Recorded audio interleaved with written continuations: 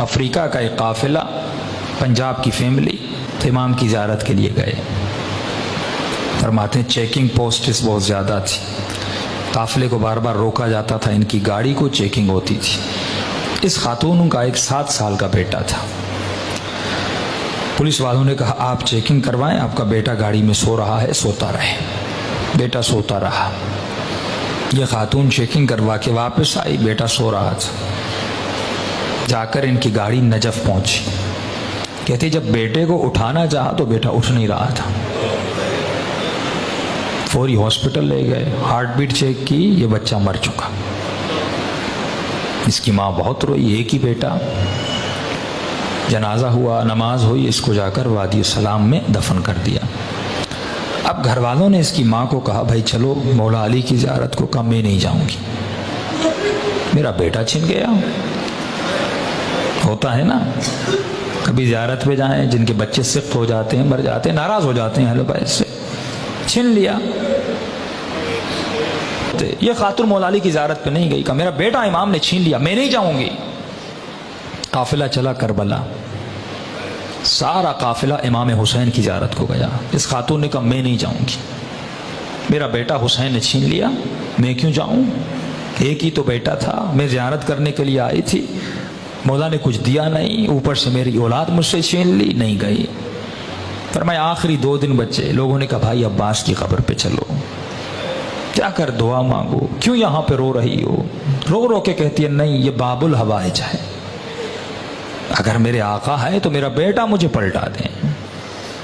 ایک ہی بیٹا تھا عباس نے، وہ میرا بیٹا چھن گیا، اگر ہیں باب الحوائج مجھے میرا بیٹا واپس کرے۔ نہیں گئی۔ آخری دن کچھ ہی گھنٹے بچے، ماں نے کہا بیٹی تھوڑی دیر کے لیے چلو، بے ادبی ہے، بے احترامی ہے، کربلا آئی ہو زیارت کے لیے، ایک بیٹا چھینا دوسرا دے دیں گے، انہی کی امانت تھی، انہوں نے لے لیا واپس۔ بیٹی کو زبردستی لے گئے۔ یہ کہتی ہے جیسے میں عباس کی قبر کے کنارے پہ گئی، رو رہی تھی، مولا کی قبر کو دیکھ رہی تھی، اور دلی دل میں یا باب الحوائج یا باب الحوائج۔ کہتی ایک مرتبہ میں نے دیکھا ایک 7 سال کا بچہ اماں اماں کر کے دوڑتا ہوا آ رہا۔ کہتی میں پریشان ہو گئی، کہیں شدت غم کی وجہ سے کہ یہ کیفیت تو طاری نہیں ہو کہ اپنے بیٹے کو دیکھ رہی ہو، کہ نہیں، آ کے مجھے لپٹا۔ پھر میرے ساتھ جو خواتین تھی انہوں نے دیکھا، ہاتھوں کو چیک کیا، بالکل بیٹا سالم تھا، سب پریشان۔ بچہ رو رہا تھا۔ بچے سے پوچھنے کہ بھائی کہاں تھے، کہاں سے آ رہے ہو؟ کہا میں گاڑی میں سو رہا تھا، جب آنکھ کھلی تو میں نے خود کو لوگوں کی بھیڑ میں پایا، میں رو رو کے اماں اماں کر کے رو رہا تھا۔ چھوٹا سا بچہ، 7 سال کا معصوم بچہ۔ کہتے روتے روتے میں نے دور سے دیکھا ایک گھوڑے سوار ہے، اس کے ساتھ ایک جوان ہے، وہ دونوں آ رہے ہیں۔ مجھ سے پوچھا بیٹے کس کی تلاش میں ہو؟ کہا میری اماں گم ہو گئی۔ اس گھوڑے سوار نے مجھے کہا کہ بیٹے تو گھوڑے پہ سوار ہو جا۔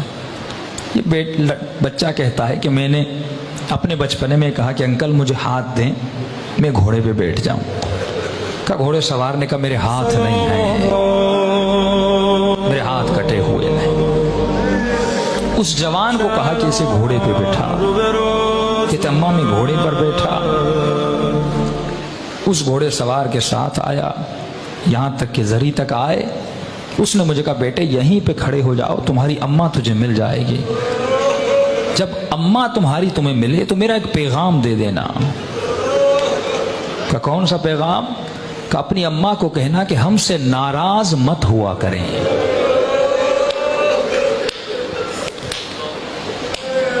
ہم تھوڑی تھوڑی باتوں کے لیے دنیا کی وجہ سے جب اہل بیت کا دل دکھاتے ہیں۔ یہ معجزہ وادی السلام میں سب تھا۔ فرماتے پھر وادی السلام کے قبر کو کھودا، کفن تھا، سب کچھ تھا، لیکن لڑکا وہاں پہ موجود نہیں تھا۔ وہ دینے پہ آئے، دیتے بھی ہیں، معجزے کرنے